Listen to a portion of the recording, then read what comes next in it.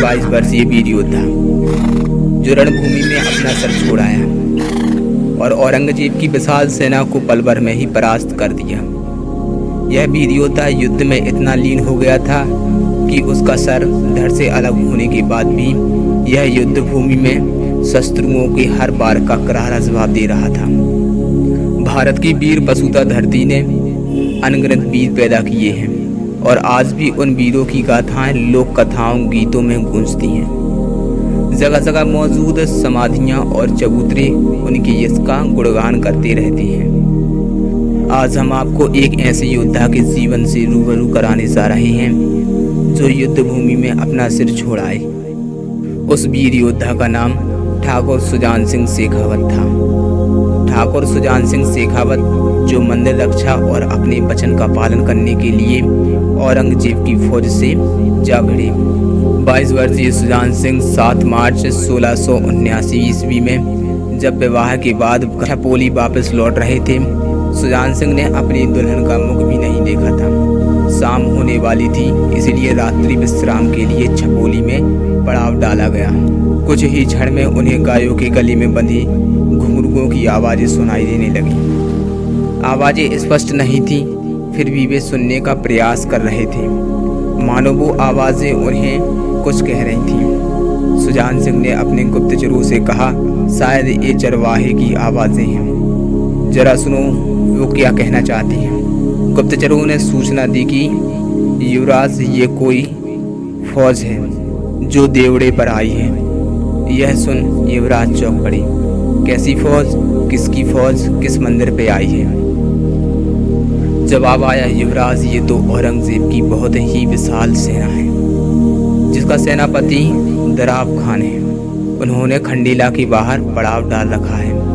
खबर है कि औरंगजेब की यह सेना कल खंडेला स्थित श्री कृष्ण मंदिर को लूटने के बाद तोड़ने के लिए जा रही है और 100 गायों की बलि देगी। गुप्तचर की बात सुनकर सुजान सिंह के दल के सदस्यों के खुशनुमा चेहरे अचानक सख्त हो चुके थे और कोमल शरीर वज्र के समान कठोर हो चुके थे। यानी एक ही पल में सब कुछ बदल गया था। सुजान सिंह के बाराती दल के सदस्यों में सेना बहुत कम थी। तब उनको पता चला कि उनके साथ 70 लोगों की छोटी सी सेना थी, लेकिन जो बाराती थी वे भी अब लड़ने के लिए तैयार हो चुके थे और सेना में तब्दील हो चुके थे। शाम धीरे धीरे रात में बदलती जा रही थी। ऐसे में रात्रि के समय में बिना एक पल गवाए उन्होंने आसपास के गांवों से भी कुछ अन्य लोगों को औरंगजेब की सेना से मुकाबला करने इकट्ठा कर लिया। अब ठाकुर सुजान सिंह की 70 सैनिकों की सेना 500 घुड़सवारों में तब्दील हो चुकी थी।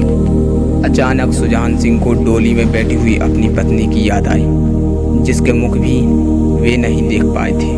क्या बीतेगी उस पर जिसने अपना लाल जोड़ा भी ठीक से नहीं देखा है। ठाकुर सुजान सिंह तरह तरह के विचारों में खोए हुए थे।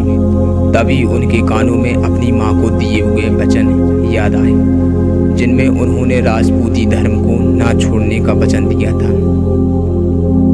डोली में बैठी उनकी पत्नी भी सारी बातों को समझ चुकी थी। उनकी पत्नी मेहंदी वाले हाथों को निकालकर इशारा कर रही थी और मुख पर प्रसन्नता के भाव थे। वो एक सच्ची क्षत्रिणी थी जो अपना कर्तव्य निभा रही थी, मानो वो खुद तलवार लेकर दुश्मन पर टूट पड़ना चाहती थी, परंतु ऐसा नहीं हो सकता था। ठाकुर सुजान सिंह ने डोली के पास जाकर डोली को और अपनी पत्नी को प्रणाम किया। कहारों और नाई को डोली के साथ सुरक्षित अपने राज्य भेज देने का आदेश दिया और खुद खंडेला स्थित श्री कृष्ण मंदिर को घेरकर उसकी चौकसी करने लगे। ऐसा लग रहा था कि मानो स्वयं भगवान श्री कृष्ण उस मंदिर की चौकसी कर रहे हों। अगले दिन सुबह ठाकुर सुजान सिंह और औरंगजेब की सेना आमने सामने थी। महाकाल भक्त ठाकुर सुजान सिंह ने अपने इष्ट देव को याद किया और हर हर महादेव के जयघोष के साथ 10,000 की संख्या वाली सेना के साथ भिड़ गए। दोनों सेनाओं में घनघोर युद्ध आरंभ हो गया। जो भी सुजान सिंह के सामने आ रहा था वो मारा जा रहा था। सुजान सिंह साक्षात मृत्यु का रूप धारण करके युद्ध कर रहे थे। ऐसा लग रहा था कि मानो खुद महाकाल युद्ध कर रहे थे। ऐसे पराक्रम को देखकर दराब खान के पीछे हटने में ही भलाई थी, लेकिन ठाकुर सुजान सिंह रुकने वाले नहीं थे। औरंगजेब की सेना के एक सिपाही ने सुजान सिंह का सर धड़ से अलग कर दिया। सर धड़ से अलग होने के बाद भी सुजान सिंह की तलवार रुक नहीं रही थी। अभी भी उनकी तलवार शत्रु को मारने में लगी हुई थी। सुजान सिंह को इस प्रकार बिना सिर के घोड़े पर बैठे बैठे घोर युद्ध करते तो औरंगजेब की सेना को देखकर घोर आश्चर्य हुआ। लेकिन सुजान सिंह के साथियों को यह दृश्य देखकर ये समझने में देर नहीं लगी कि सुजान सिंह तो अब मोक्ष को प्राप्त हो चुके थे और ये जो युद्ध कर रहे हैं वे ठाकुर सुजान सिंह नहीं बल्कि उनके इष्ट हैं। सुजान सिंह के धड़ ने औरंगजेब के क्रूर सेनापति दराब सिंह को मौत के घाट उतार दिया। यह देख मुगल सेना में भगदड़ मच गई। ठाकुर सुजान सिंह की छोटी सेना ने औरंगजेब की विशाल सेना को भूमि पर बिछा दिया। जब युद्ध भूमि से एक घुड़सवार राज्य की ओर वापस लौट रहा था, तब राजकुमारी ने देखा कि कोई घुड़सवार राज्य की ओर आ रहा है। उन्होंने देखा कि घुड़सवार के हाथ में खून से लथपथ तलवार है। उन्हें यह लगा कि सुजान सिंह युद्ध विजय कर लौट रहे हैं। तब एक दासी बोली कि कुंवर साहब अपना सिर तो युद्ध भूमि में ही छोड़ा है। यदि आप सभी को हमारे द्वारा दी गई जानकारी अच्छी लगी हो तो वीडियो को लाइक और चैनल को सब्सक्राइब जरूर कर लें और साथ ही बेल आइकन को भी दबा दें, जिससे आप सभी को लेटेस्ट वीडियो को नोटिफिकेशन मिलते रहेंगे। तो चलिए मिलते हैं अपनी अगली वीडियो में। धन्यवाद।